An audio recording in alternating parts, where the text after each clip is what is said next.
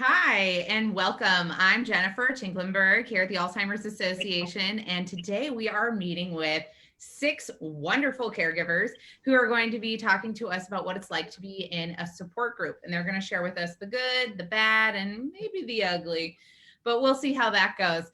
So, with us today, we have a couple of staff members, and I'm going to introduce them first. So, Juliana, why don't you start us off? Hi, good morning, everybody, or good afternoon. My name is Juliana Mendoza. I'm one of the family care specialists here at the association, serving Monterey, Santa Cruz, and San Benito counties. I've been with the association for 3 years this month. And so happy to be here today. And thank you to everybody that is here with us. And Brenda? Hi, good afternoon, everyone. My name is Brenda Herrera, and I am part of the Fresno office serving the Fresno, Madera, and Merced counties. I've been with the association a little under 6 months, and I'm also a family care specialist, and I also facilitate a support group. Fantastic, thank you. So now on to our wonderful caregivers. We're going to start with Sharon. Sharon. Hi, I'm Sharon Hendricks, and I live in Orville, California. It's a rural area north of Sacramento. And I've been caring for my mom. She turned 90 this past June. And I've been in the support group for about 1.5 years. And I've been caring for my mom for about 4 years now. And thank you for joining us today. All right, and Beth? Hi, my name is Beth Lacerna. I live in Oakland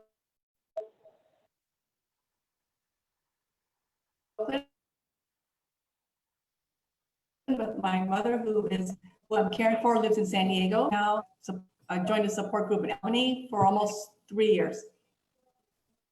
Nice. All right, Pat. Hi, everybody. My name is Pat Stanley, and I live in the Minden, Nevada area. If you're wondering where on earth is that, it's about a half-hour drive east of Lake Tahoe. And I'm what is called a long-distance caregiver. I care for my sister, who's 80 years old and has had Alzheimer's for about 7 years. And she is about a 6-hour drive from here in the Bay Area of California. Great. Jeffrey?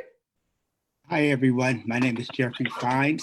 I reside in Oakland, California. My mom at one time resided in Zachary, Louisiana. So I was traveling back and forth. Now, wherever I am, she is also.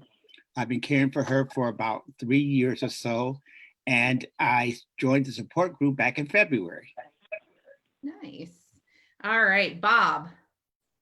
Hi, I'm Bob Gray, and I live in Fresno, California, resort area. I take care of my wife, and she's been diagnosed for about 5 years, but it's probably been longer than that. And I've been involved with the Alzheimer's group for about 1.5 years. And that's my story. Thank you. And Carolyn. Hi, I'm Carolyn Lancaster. I'm a caregiver for my husband, who's 83. He has extreme short-term memory, but he is not in the Alzheimer's area, which I'm grateful for. I live in Minden, Nevada, just like Pat. And I've been in the support group for about 6 years. Wow. So for those of you who are just joining us, today we are talking with some fantastic caregivers all across our chapter. And they are going to tell us what it's like to be in a support group while we all shelter in place. So before we get started, Juliana, I believe the Alzheimer's Association, we had to change things. We used to do in-person support groups, but now with shelter in place, it's not even possible. So can you tell me what the association has been up to since March? Sure. So in March, when we went into shelter in place, we had to quickly move a lot of our support groups. We do have over 100 groups in the chapter, and they all had to move to telephone and virtual. So currently that is how we're meeting, and we invite anybody who is interested in joining our groups, and we'll talk more about that. So right now we're doing all virtual. Great. So, and then Yes, sorry, I lost my train of thought. So that's fantastic, and I know that that the support group members have been working really hard and to stay engaged. And so, Jeffrey, I believe you specifically have has it been like since before COVID and now after COVID in a support group?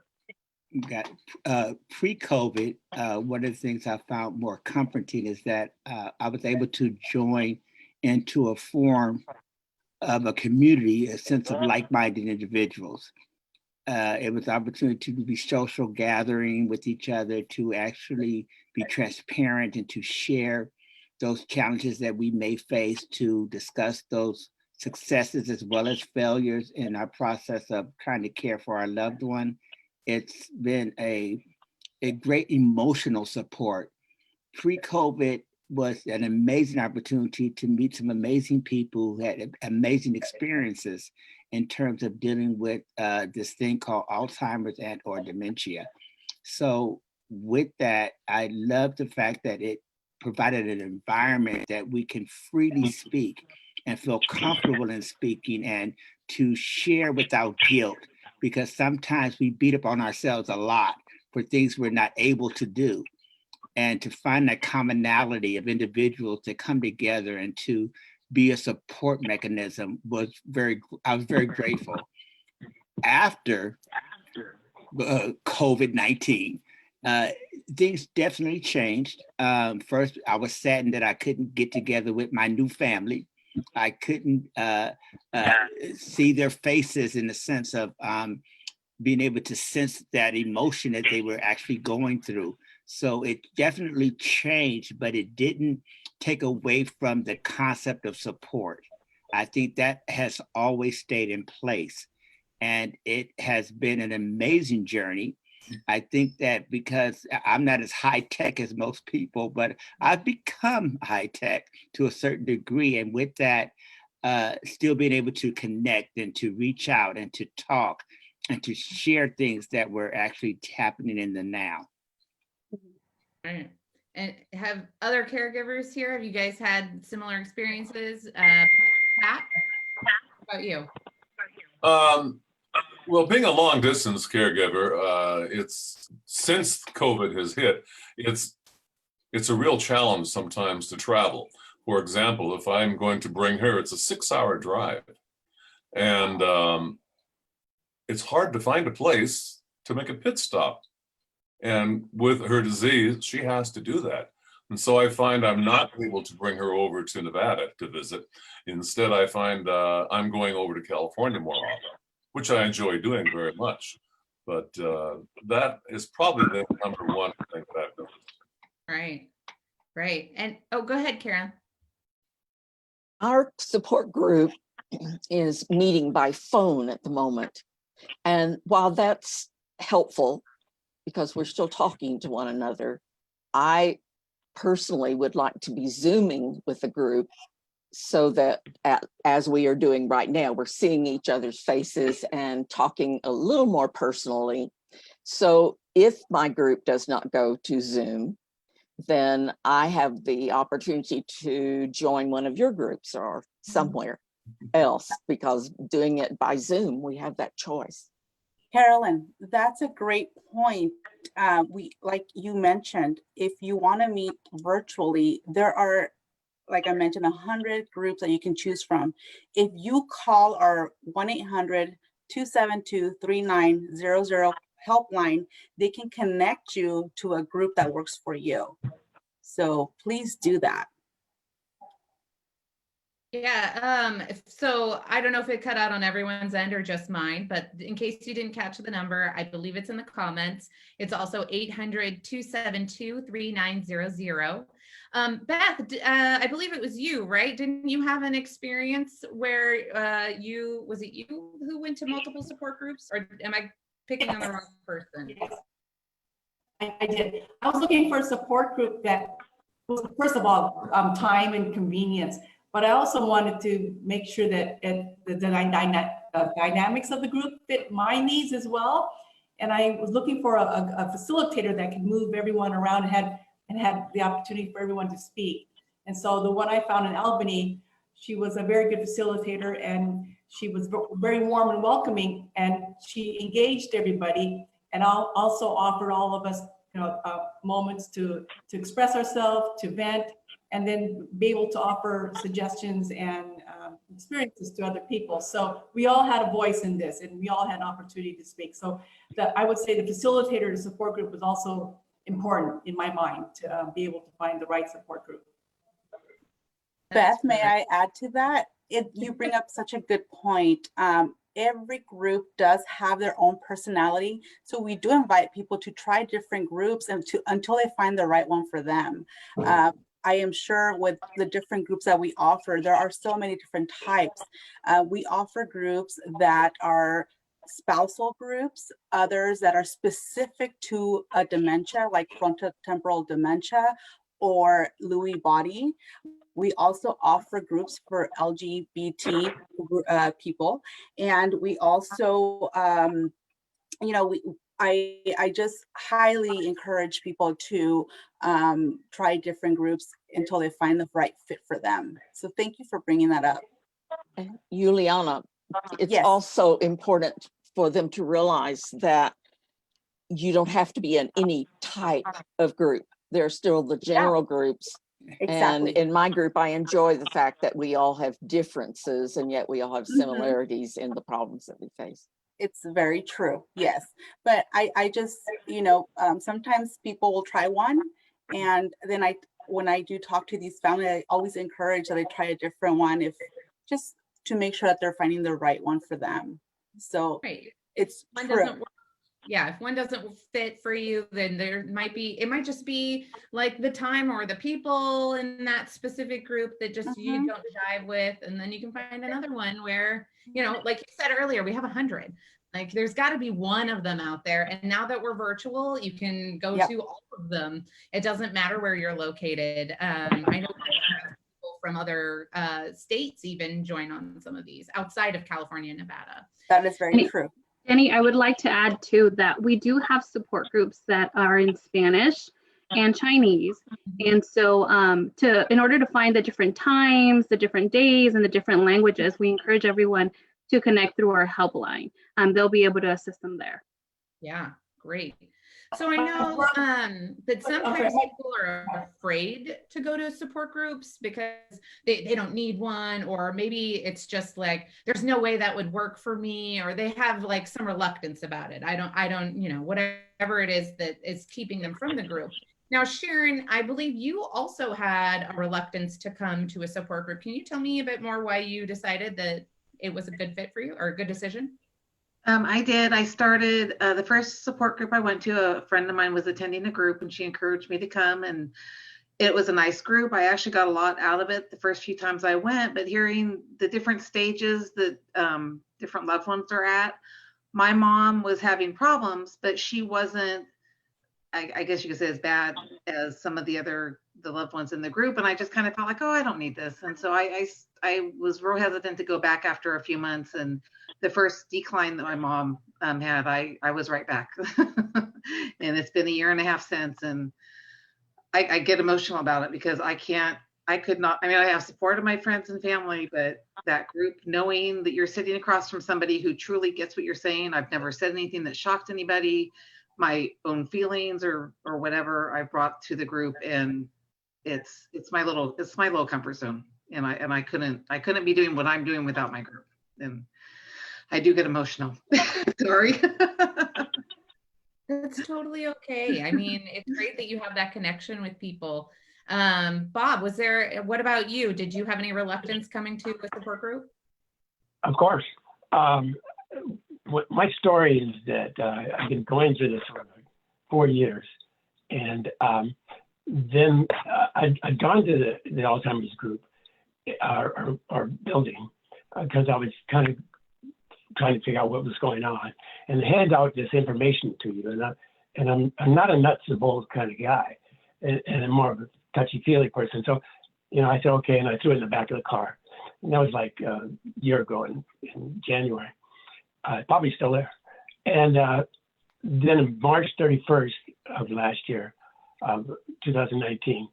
My youngest daughter and our granddaughter and her husband were down cleaning out our garage because they want us to move to Portland. And they were cleaning it out, and our oldest daughter lived in Nevada City, called and told our youngest daughter that her husband had been killed in a kayaking accident. And it just devastated us. And it was 2 months from March till May. And I was just broken, and I was running on empty. And I coached at a middle school for cross country and track, and those kids helped me through parts, but I was in and out. And I was driving by the Alzheimer's Association, and I don't know why I stopped, but I went in and I said, I'm kind of at the end of my rope here. And they said, we have a meeting tomorrow. You want to come? Because they don't force you to do anything. It's not like recruiting you to be there. and so I went the next day. I've been going ever since. And I went in and I said, I don't need this. And I couldn't stop listening. And I heard their stories. And they were so, as they say here, organic about what they're talking about and open and honest. And I was able to express my feelings. And I learned so much. And what I've learned is that what happens in this group is you get all kinds of different areas. So people are different stages. And an example I always give was like the third month I was there was a farmer who came and was talking about his wife. And I talked about the situation I had. It was kind of, I have to take away stress and all that kind of simple stuff. And he got up, and he was my age, and he had a big guy, and he had a Vietnam veteran's hat on, so I knew how old he was, basically. And he was saying, what, my wife locks me out of the house today. And then he goes, I'm a light sleeper. And 2 weeks ago, I woke up at 1 o'clock, and she was standing over me with a knife, saying, who are you? And I'm going, whoa. And he went on to talk about how now he sleeps in the living room with the dogs to warn him if his wife's coming on and stuff. And he only showed up for 2 more meetings. A year later, last month, we were watching TV. My wife went out, came back to the room and said, where do you live? And who are you? And so it had come full circle. But I wasn't upset. And I sat down, turned the TV off, and we talked. And she finally got back on track and said, maybe I didn't know you because your hairstyle. Well, my hairstyle's been like this for like 20 years. But it's because of this visit with this man, the farmer, that I was able to be calm and collected. And I had a very peaceful feeling about it. And it continues on like that. And everybody who tells a story, I can relate to. And then when it happens to me, I can say, okay, I've heard this before. And hopefully when I tell people stories, they can say, okay, that happens to me. So that's the importance of the group to me. That's so true. Yeah. Do you guys anyone have a similar experience about the support groups being helpful, like learning tips from someone and then being able to use them later? If I might add to that, I kind of want to bounce off of that reluctance to actually join a group. Initially, when I heard about the Alzheimer's Association, I was in denial that my mom was actually having these experiences, and I was overcompensating in terms of, I figured I can handle this, I can do this, I got the strength to do this, I have the chutzpah, more or less, to handle anything that comes my way. And I was just really taken aback when I got there. I sat there, first of all, in silence. Heather was absolutely amazing. Here I am, and I was the only male in the group. I felt kind of strong and bold. And so just listening to the testimonies and the experiences and the challenges and what they were faced with and what they had endured, there was a cloud of compassion that just hit me all of a sudden. And then I felt I'm not alone, that I do need help. I don't have all the answers. I don't completely understand this process. And so with all those challenges I was faced with and just listening to the group, I felt more comforted. I felt a part of, I felt welcomed, and I felt relief that I had like-minded individuals that had more experience than me that I could feed from. And I enjoyed that aspect of it. I didn't feel like I had to be the hero the savior, the woman, all the answers. You know, sometimes I think I know more than I do, but I was really amazed at how that reluctance now turned into, I want to. I want to go to group. I want to hear. I want to share. I want to feel transparent. And so with that, I had put on my hat of, you know, you need others to help you through this process. Absolutely. Yeah, and Yeah. I would like to add to that. I know Bob and Jeffrey, you mentioned that it helped you prepare for what was ahead. And so it's wonderful. The Alzheimer's Association helps you prepare and understand what to expect, what lies ahead through our education programs. And so we offer education through different methods. One of those methods are live sessions.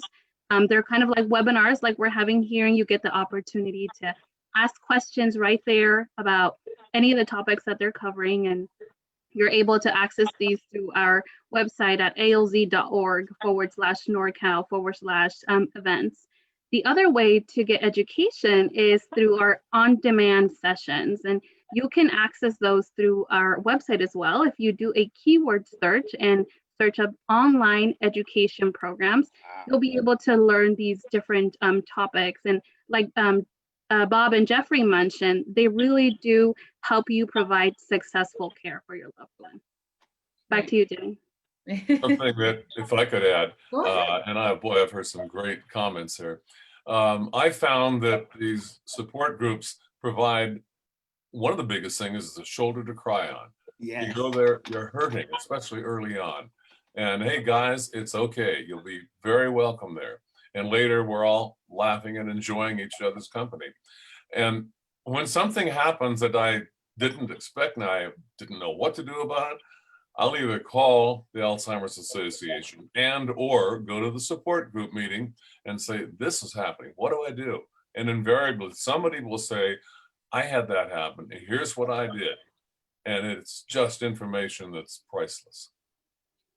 Yeah. Pat, Yeah, that's a great point. Oops, sorry. Pat, you mentioned something really important, that sometimes you need that one-on-one support, and calling the 800 number is, or the helpline, is a great way of getting that for anybody, and you that participate in our support groups as well. If needed, you know, please call us. We really want to help. Yeah. Carolyn, raise your hand and then we'll jump to Sharon. I would encourage anyone to realize that when this starts, you have no clue what's going on, and it's terrifying. And as the person becomes more frustrated and confused about what's going on with them, it comes back to you. So I found myself finally in a situation where I'm trying to just have breakfast with my friends, and all at once I'm crying uncontrollably.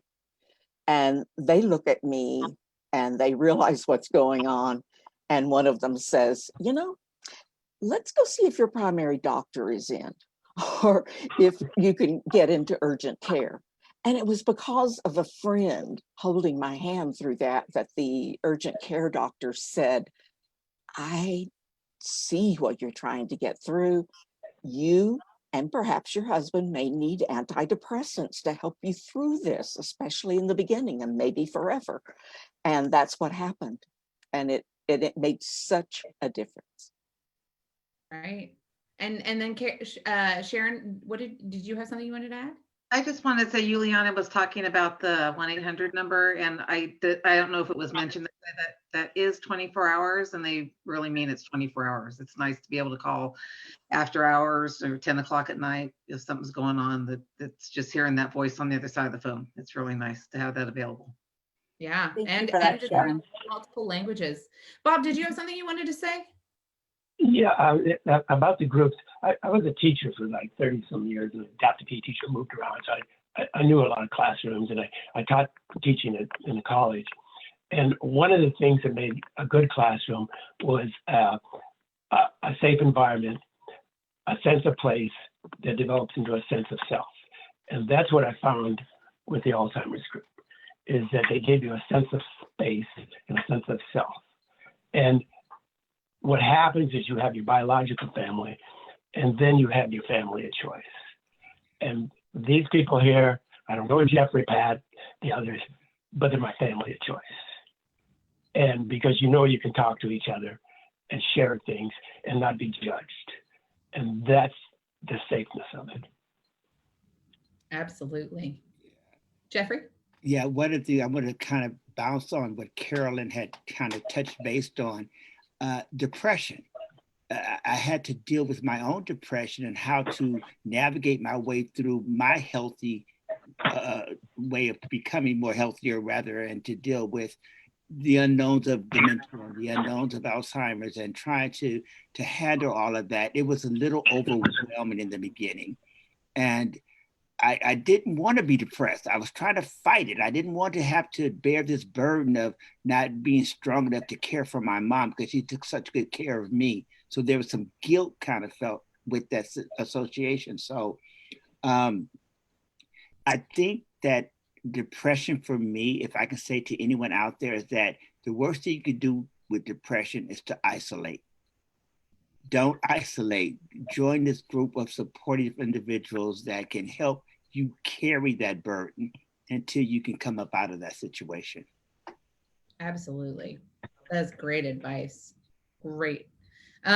Speaking of advice, does anyone have advice for a caregiver? I think Pat, you had some great advice for someone. Maybe not. What about, I have a little note here that says that support group saved your life. Do you want to tell me more about that? Or did I make that up? Yeah, sure, absolutely. The support group is not as much for the Alzheimer's patient, it's for us. And early on, I heard something that I didn't believe at all, and I do now. And that is that sometimes the caregiver can pass away before the victim of the disease, and it's from stress. And you'll find the answer to get away from that stress in the support groups. It's true for me. At our support group in Minden, the very first question that's always asked is, what have you done for yourself? What have you done for yourself since we last met? And it can be anything as small as, well, had a barbecue in the backyard. Well, with COVID, we don't do a lot of that right now. Or I went on an ocean cruise, and you don't do that right now either. Or anything that we can do during this COVID. And it can literally save your life. Very true. So I think, let's see here, Carolyn, your husband, right? It's your husband. He lives with you currently. How are you managing finding time to be on a caregiver support group, phone call with your husband there? How is that working for you? I'm more fortunate than many. When I first started going to the support group, I told him that I had a monthly women's wellness group that I attended. And he accepted that, of course. And it was fine. I could leave him. And so that was the way I would get to the group. Today, I told him I'm doing this project for Toastmasters, and that, which I am as well, and that I'm putting a sign on the door, and don't interrupt if you can help it unless it's an emergency. Now, that doesn't mean he won't open the door and come in, but at least it's a reminder. So there are many not as fortunate as I am. And we've had people leave the support group because their husband heard her on the phone with us. And he said, don't you ever do that again. And I've even heard people here say that they leave their home or go into their car or drive somewhere so that they can at least get on the phone with their group. So there are many ways to deal with this, and I'm one of the fortunate ones that I can do it. Carolyn, I want to add something to that. I know that now, caregivers are at home with their loved one and cannot find the you know, the time that they were attending their group may no longer work. But, you know, just so everybody knows, we offer groups Monday through Saturday, morning, afternoon, evening. And so, you know, hopefully that can work out for people wanting to join. And also, as a facilitator myself, I tell people that if they cannot join for a whole hour and a half, that they're welcome to at least join in for 20 minutes, 15 minutes. It's okay to, you know, join, get that support, provide that support to others, and, you know, still join the group for as long as they can. Yeah, that's great. And you know, like any little bit helps, right? You know, maybe you'll just hop on and happen to hear the one piece of information that you needed to hear that day. And or you know, like you were saying that we're at different times, you can totally, while they're taking a nap, maybe you can, you know, hop on the support group. There might be one available right that moment. And so you can kind of fluctuate and jump between support groups. Beth, can you tell me what your favorite part of support groups, your like being in your support group is? Well, I'm in Oakland. My mother's in San Diego, and my brother is helping. He's a primary caregiver. Actually, he's helping my father take care of my mother. And so I support my family by going to a support group so I can help understand the disease better and how I can support my brother even because he lives with them. And so not being able to help out physically, I wanted to understand more about the disease. I wanted to understand that I'm not alone in it. I thought at first that because I'm further removed from all of this, that long distance caregiver wasn't qualified for a support group, but I learned that I wasn't alone in this. There were a lot of other caregivers who had loved ones that were in a distance. So it made me feel comfortable. And so I go to support my brother. I go to support others who are also in a much more different situation in their stage of caring for their loved one. And you learn so much from each other, and you can also provide your experience as well as learn from their experience. So what I like about it is that we all have an opportunity to speak, we all gather, and now that we're doing virtual, I'm able to, I've invited a couple of my friends as well as a family member who live far from the physical support group who are able to Zoom in. And so in that regard, virtual has been very helpful for people who can't travel or whose loved ones, you know, are next door or next, you know, in the other room, who can't leave them. So it's been a benefit for those that I suggested to join the support group, and those that have joined because they live so far really like the virtual part of this and find it very helpful. And again, it's an opportunity for all of us to speak and to facilitate moving things along. And then for me to support my friends and my family by being there and offering what I know and learn. Great. Yeah, I mean, support groups have so many like functionalities. Like you could be the daughter, you could be a friend, a neighbor, a caregiver specifically. I mean, there's just so many different like avenues of types of people that on these support groups. And I think it's fantastic that I'm here to be there to use them. So let's see here. Does anyone else here have like some good advice for caregivers that they'd like to share? Carolyn? Yeah. Oh, why don't we go ahead with Bob first, and then I'll jump back over to Carolyn. Go for it, Bob. Well, one of the things that happens in the care groups is that they give you workshop information on that. But the most helpful thing they gave me was a card, and it said, it was an Alzheimer's card, and it said, "My partner has Alzheimer's, please be considerate of it." And so now when I go around, and the first time I used it, we went shopping for clothes, and I don't shop for winter's clothes, you know. And so I showed it to them. And now when I go to doctor's appointments and that, and we had a situation where she had to have her annual chest X-ray mammogram. And so I went in and I gave the insurance cards, and I handed them that card that they'd given me from Alzheimer's. And they looked at it and they go, "Oh, we understand." And they took it, and then I said, "You know, you want me to go back?" She said, "No, you can't go back." I said, "Well, they can close their eyes. I'll be okay." So I said, "No." And so they took her back, and then they came out right out, and they said, "Now, what's your birthday?" because when you go to the doctor, you have to give your birthday for everything. And so they understood, but if I hadn't had that card and told them about it, they would have drilled her. And so it's been really helpful. And then I don't come off looking like a controlling husband.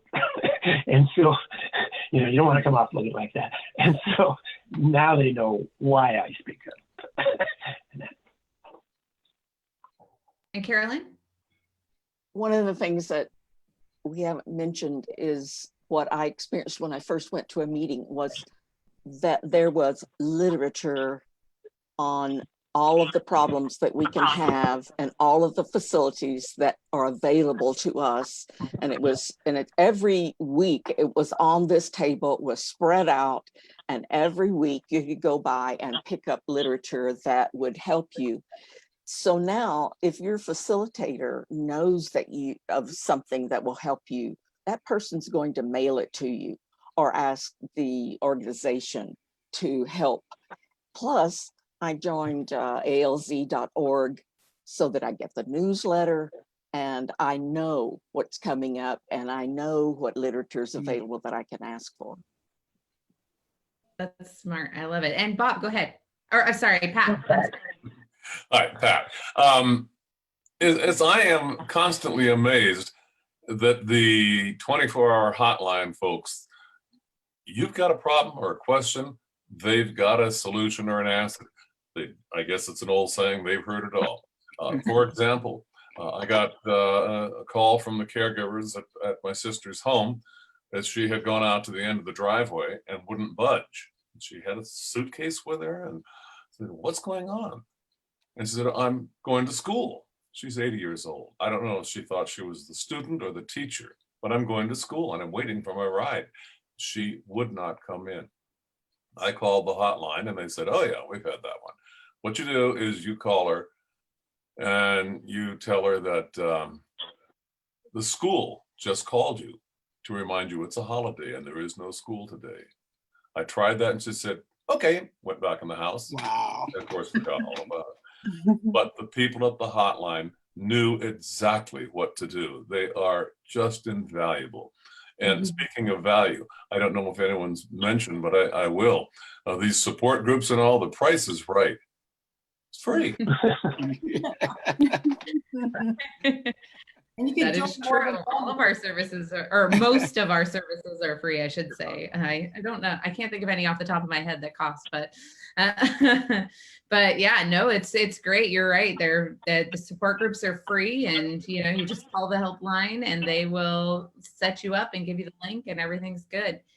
So I know that it's fall, and in our fall season, we do have Walk to End Alzheimer's coming up. How many of you guys, I see all these flowers, backgrounds happening. How many of you guys have been to a walk or have participated or are planning? Oh, look at that. Almost everybody. Bob, don't you have, you're connected with Walk in some way, right? Right. Last year I got involved. Like I said, I coached cross country. And about 2 weeks before the walk, I sat the team down and I explained what was going on. And I was expecting to raise $300 because we had 70 people on the team. At the end, in 2 weeks, we raised over $3,000 because people were so touched by it and people kicked in. The thing about the walk is that it's a walk to cure Alzheimer's. And I believe in the cure. But for me, I'm 73. My wife, that's not going to happen. She's going to be the building block of the future. It may happen for my daughter's generation. And I know it will happen for my grandkids' generation. But the money goes to find a cure, to provide outreach programs, and to provide support groups. And support groups, you don't put these on for nothing. You have facilitators. When it was live, you had facilities, and putting on a virtual one is very difficult. There's a lot of organization going on, and that's what your money goes to.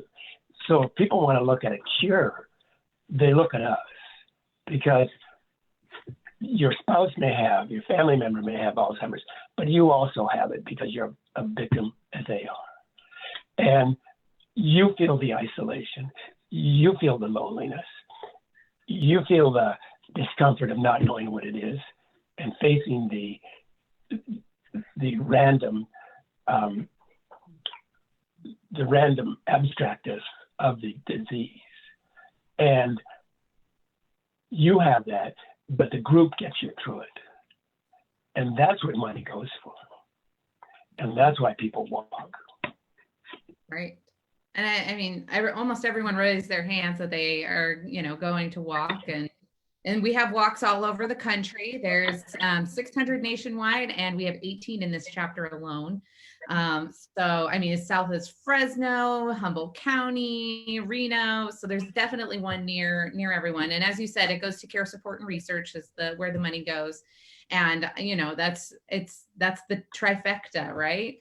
That's where we want the money to go. And then you mentioned research and, looking for a cure. There's always, like, if you are interested in participating, like you said, your wife might be too old for it, but your granddaughter might not be. And so she could sign up, even though she doesn't have Alzheimer's, she could sign up for a trial match right now and participate in that. So that would be, everyone, whether or not you have Alzheimer's or dementia, you can always sign up for some sort of a research project that's going on. And like I said, you can find that at, I believe, alz.org/trial match. Wow. So, and then I did have one other question for anybody. Do we have any advocates here? No? Well, that's unfortunate, but I just wanted to do a quick plug for advocacy because it is so important, because a lot of the funding that we get towards research is also done on a governmental level, with the NIH. And so we need the support of our advocates in order to get that funding. And that is so important to help us find that cure. So if you're interested in becoming an advocate, it's alz.org/advocate. I think that's all, unless anybody else had one other thing they wanted to make. Jeffrey, go for it. Yeah, I just want to make mention of this because it has not been stated. There are certain situations, certain individuals that not only dealing with Alzheimer's or dementia, but they're dual diagnosed or multiple diagnosed. They're dealing with other issues in combination of the dementia and Alzheimer's. And that's where the support group really, for me, gives me a stronger foundation because my mom is dual diagnosed. So trying to balance all of that, you need this kind of environment that can give you the added support that you need. I just want to plug that in real quick. Yeah, that's so true. That's very One good. thing I might add on the walk to end Alzheimer's this year, at least in my area, because of COVID, instead of having one big event, which will have health fair and 1,000 or more walkers, which is so fun, up at the Sparks Marina in northern Nevada, near Reno. Instead, we're having a lot of smaller ones with the teams, and I'm a team captain, having our own walks in our own neighborhoods. And I'm still going to wear my purple and Alzheimer's t-shirt, and I've got a sign out in the front yard, separated from my political signs. But yeah, I thought that would be appropriate. Right. Yeah, walk you're right. Walk is everywhere this year. So none of our walks are coming together in groups because of the social distancing. You're right. I forgot to mention that. So walk is, we have been saying, walk is everywhere, and you can walk from your hometown with whomever you feel comfortable walking with, maintaining social distancing and all that stuff.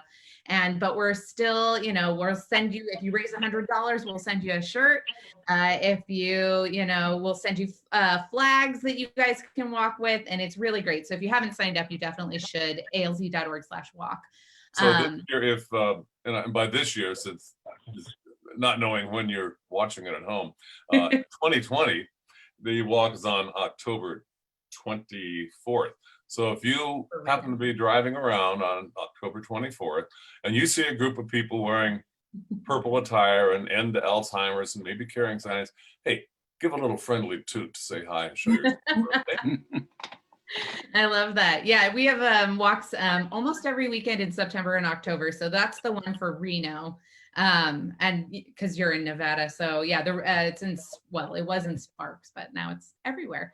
So yeah, so that's great. Well, if there's nothing else, anyone? Going once, going twice.